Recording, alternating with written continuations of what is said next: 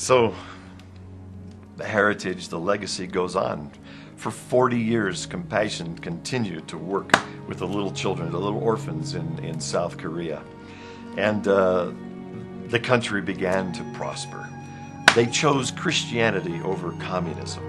They rose up and believed in their children and invested in education. They built bridges, they built roads, they reforested the hills that had been destroyed by the battle. They spread the gospel.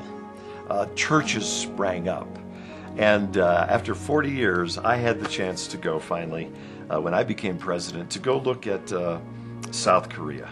And I will never forget, because I walked into this nation that had prospered. It was one of the biggest economic powers in the world at that time. And I walked into some of the churches that were huge, big, beautiful churches. And I remember in the lobby of one church that I went into, rice bags were piled high in the lobby.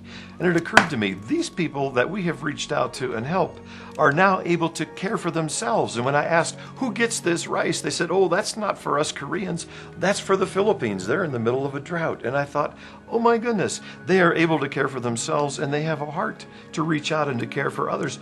We're really not needed here anymore.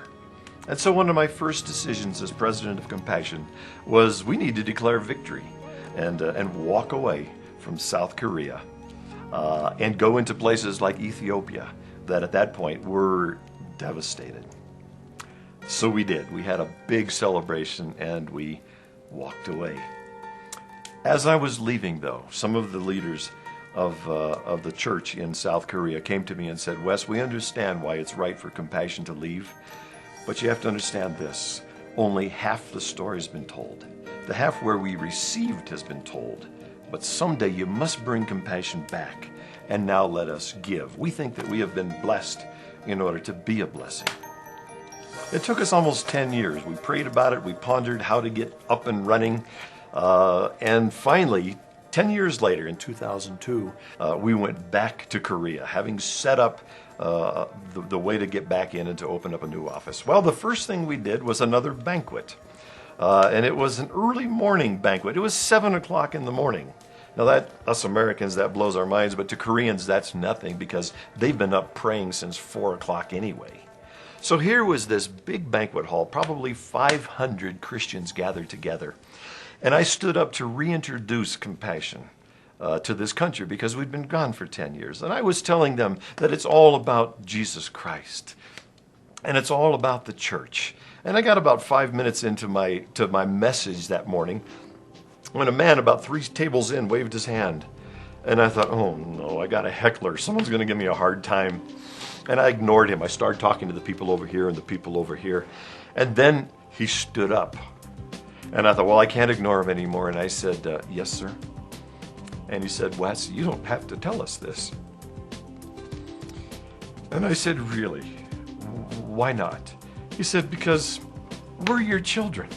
He says, I'm the head of one of the biggest ministries in Korea. And I'm one of your kids. And a man jumped up on the other side and he says, yeah, and I'm the head of this denomination, and I'm one of your kids. And one by one, they popped up across here and said, Compassion, welcome home. We know you. We're your children.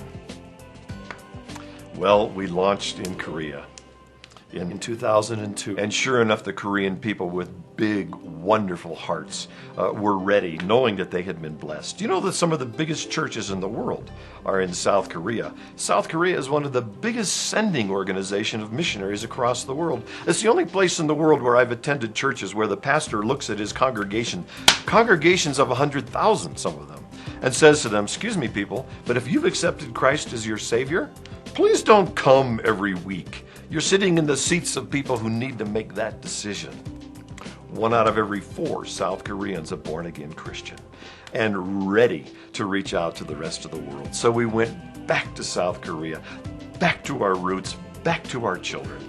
And now they are reaching out to the children across the world. And the letters from South Korean sponsors are the most beautiful letters because they know poverty. They remember when this happened to Grandpa in the doorways in the dead of winter when Compassion began. And they are ready to bless the world. One man, obedient to the droning of the engines, what are you going to do? Now it's the South Koreans, the grandchildren of the people that we began with who are asking themselves, what are we going to do? And the world is getting blessed.